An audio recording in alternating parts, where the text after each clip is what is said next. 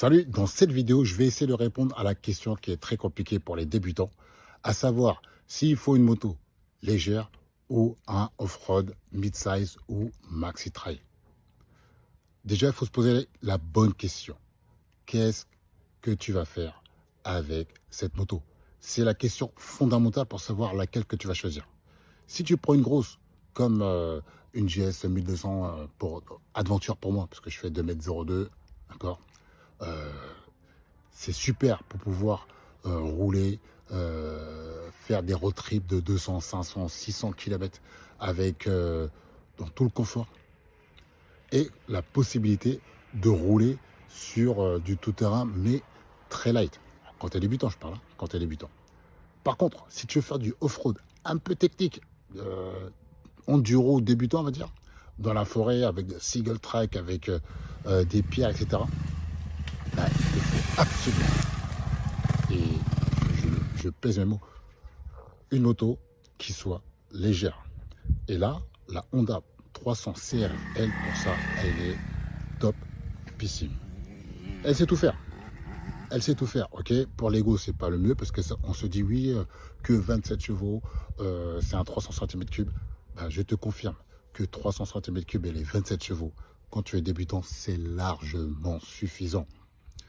La seule chose à changer quand tu commences avec cette moto-là, que je dirais, ce sera les pneus, d'abord. Ensuite, les suspensions qu'il va falloir changer à un moment donné. Mais moi, pour ma part, je fais 84 kg pour 2,02 m. Donc, pour ma taille, je suis assez léger, mais lourd pour la moto. À mon niveau de poireau, je n'ai pas besoin de changer les suspensions pour le moment. Je vais déjà m'améliorer. Elle est un peu trop petite pour moi. Ça, c'est un autre débat. Mais je préfère partir du principe où il faut rouler avec la moto en mode d'origine, juste changer les pneus. Ensuite, quand on a atteint un certain niveau et on va plus vite, là, on change les suspensions. Et quand tu vas changer les suspensions, bah, soit tu peux acheter les EMC là qu'on peut trouver, ou tu vas avoir un préparateur de suspension.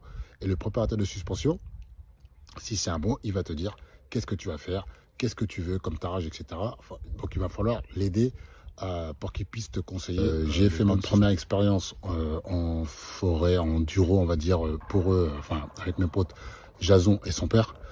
Bah, je peux te dire que c'est sport. Quand tu es débutant, heureusement que j'ai pris des cours d'off-road avec un coach merde, j'ai oublié, avec Eric en tout cas, pour apprendre à rouler debout. Parce que rouler debout, c'est pas naturel et on conduit avec les jambes. C'est les jambes qui font tourner la moto. Ce n'est plus les bras avec le guidon.